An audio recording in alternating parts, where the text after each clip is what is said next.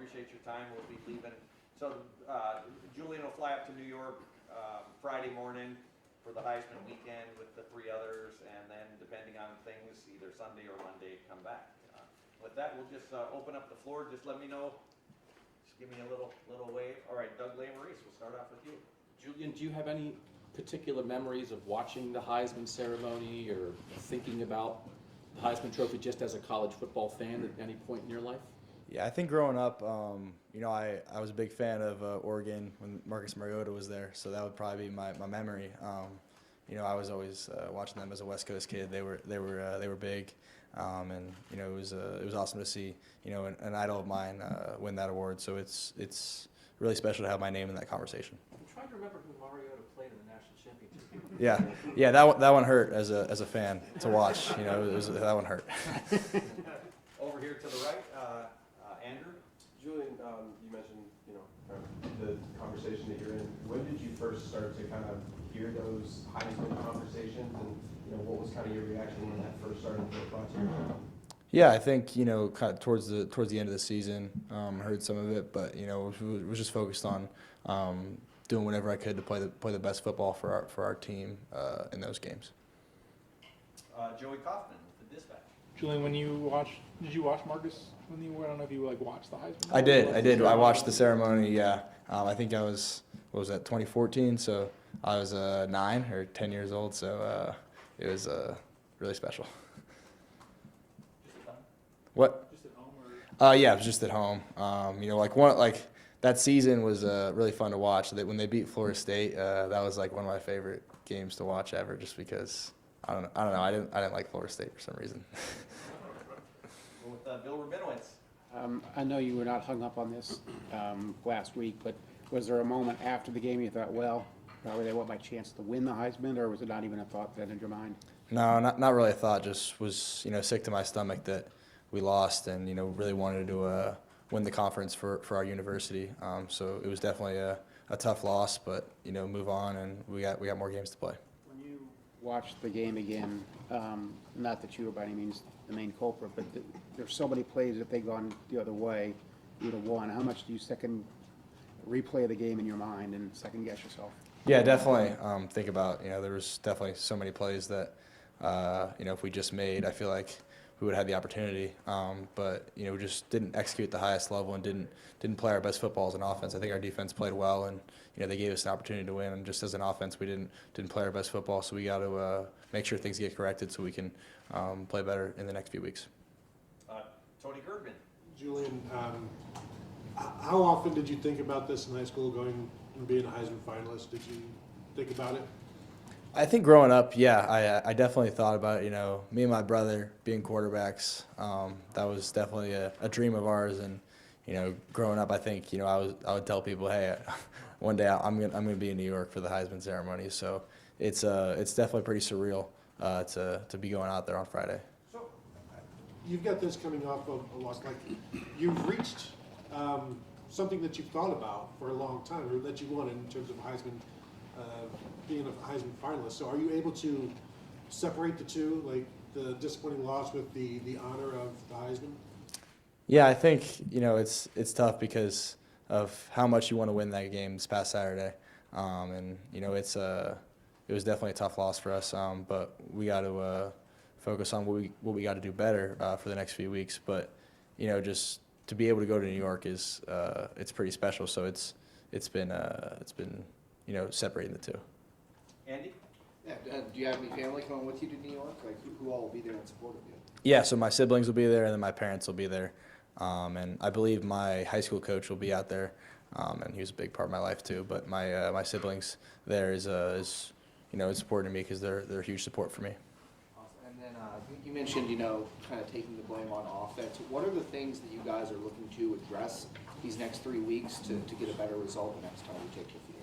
Yeah, I think two big pieces of the game where we didn't execute well on third down. We didn't execute well in the red zone, and it starts with me. So I got to be better for us as an offense so we can do that and execute better. Just so we got to score more points. Obviously, our defense played well enough for us to win the game. So I think just as an offense, we got to be better in those areas. Bill Landis. Julian, there's a lot that comes with being the quarterback here, as I'm sure you're aware, including all this if you play well. When did you start to get comfortable with that? Are you still trying to find the comfort level with all the attention that this job brings? Yeah, I think, you know, as a quarterback, you get the praise when you win and you get the blame when you lose, and that's you know, that's what it is. And you know, it's definitely a pressure-filled environment here, but you know, pressure is a privilege. So it's awesome to be here. Let's go back to Doug Maurice. When did you start being a quarterback? When you were watching Marcus Mariota at the Heisman ceremony, were you already playing quarterback in football at that point? Yeah, I think I started quarterback maybe around 7 or 8 years old. So was definitely watching him, and you know, he was just tearing it up that year. So I that was kind of like my team growing up when they had Mariota. After that, it wasn't really my team anymore. But Did you think like I'm going to be a defensive end, or I'm going to be a I don't left think guard, there was ever a thought of being a D end. My physical makeup, and then yeah, I don't think there was ever a thought of it. I don't think so. We often talk with Coach Day about like the traits of certain quarterbacks. When you just think about the way you play the game, what are some of the traits that you think you have that make you a successful quarterback? Yeah, I think as a quarterback, you have to be a great decision maker. You know, you have to be someone who can process information really fast, and you have to be an accurate quarterback. And then you have to have, you know, the mindset of the next play. You know, you can't let the last play affect the next play, and you can't let a bad play affect your next play. So I think, you know, just having that next play mentality is important to have as a quarterback. Over here, Austin Ward. Julian, have you been to New York City before? I think the last time I went was maybe 12 years old, or last time. So it'd be pretty cool to go again and you know, be in the city. Is there something that you'd like to do? I know Jerry and the SIDs are going to keep you busy, but Whatever they got for me, I'm excited. I'm gonna take the weekend all in and see what it holds. Tim May. Were y'all on like a tour there when you went there when you were 12? I mean, like Empire State Building? No, we didn't go on a tour.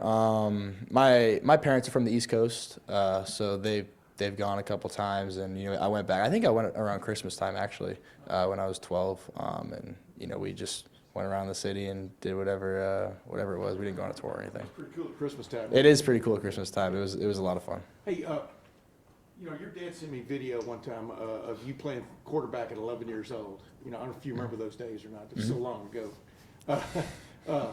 When did you realize, Julian, that you were pretty good at it? You understand? I mean, that it could sort of take you places if you honed in on it.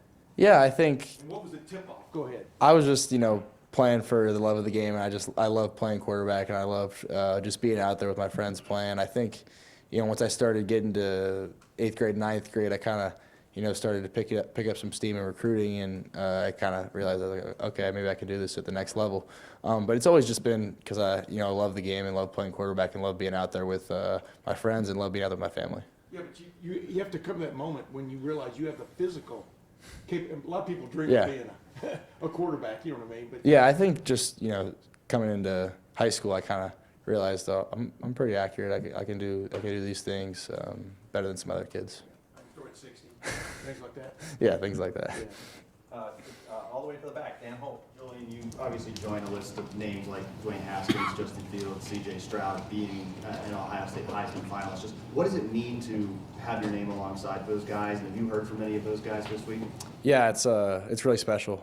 It's obviously a very prestigious award, and you know, having some really great quarterbacks here go to New York City, it's really special. And I heard from CJ after the T Up North game, but yeah, it's pretty awesome. How well do you know C.J.? What's it like hearing from him?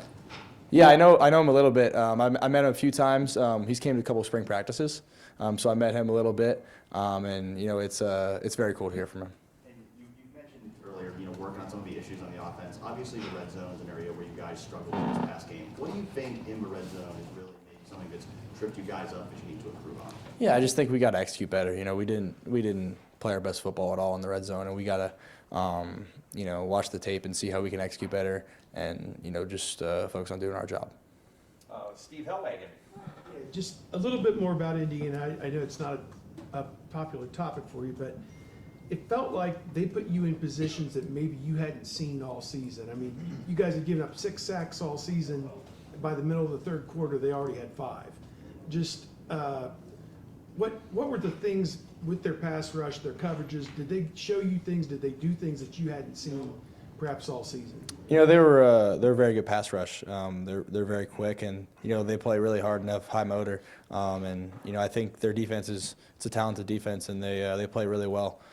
So I think just their scheme combined with other players gave us some problems, and they did a really good job making after the quarterback. And following up on that, now that you've played a team at that caliber, and you could potentially play 3 more of them in this playoff, up to 3 more of them, do you feel like that game, the result not what you wanted, but is going to help you prepare to be ready for whatever you see the next 3 games? Yeah, I think it definitely you know lights a fire under you know when you lose a game like that. But we're excited about the next matchup, and we'll get it right and get it back on track and get ready to go for the next one.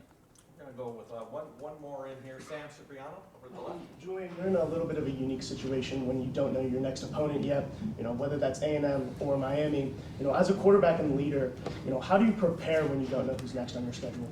Yeah, you know, definitely gonna watch both. I'm excited to watch the game. I think the 20th, right? I'm excited to watch that one, and just you know be prepared for both because they're both great teams, and you know either one of them could win that game. All right, go ahead. One more. Last year, Will Howard was obviously a very good quarterback during the season, but then it seemed like in the playoff run, he seemed to elevate in some way. Like what did you think of just sort of being here and watching Will play that way? Would you agree with that assessment? What did you think of it? Yeah, I agree. I think he had a great season, and then you know even elevated in the postseason and played really well down the stretch. And you know I think it was awesome for me to learn from him and learn how to be a pro and learn how to be a vet like he is, and you know take some things from his leadership and things from how he prepares. What do you think goes into it when you are a very good quarterback, and then when it's go time, you're even better? Like we're saying, what happened? Like, how can you make that happen? I think as a quarterback, you have to rise to the occasion. You have to, you know, I think we say here, you know, the best players play their best in the biggest games. So you know, you have to rise to the occasion and be ready for the moment. Bill Billings? Last year, when you guys lost in the last game before the playoff, you had the big team meeting and all that. I'm assuming that was not necessary this time, but tell me if I'm wrong, but what have the players kind of said amongst yourselves and maybe with the coaching staff about using that game Saturday as fuel for the playoff like what happened last year? Yeah, I think, you know, guys saw what happened last year and saw how, you know, we're fueled into the playoffs, and we know we can go do it again. And, you know, we know what happened on Saturday, and we know what went wrong, and we just got to go fix the mistakes and fix the execution, and so we can be ready for the next game. And you're probably unfortunately not going to be on pins and needles about whether you're going to win the Heisman, but what do you want to take from this? How important is it for you to like get back next year and maybe win it next year? I think it's just going to be an awesome opportunity to be in New York and you know take it all in and experience the ceremony. It's going to be awesome. How'd you find out you were a finalist? Jerry told me. I wasn't watching Monday Night. I wasn't watching Monday Night Football yet. I was waiting for. I think it starts at 8:15 here. I was waiting for the 8:15 start. So I wasn't. I didn't have it on TV yet. But Jerry told me, and then I saw it on social media also. What's the biggest award you've won so far? Biggest award I've won. You were up for like San Diego camp. I won Best Player of the Year in San Diego my senior year. So.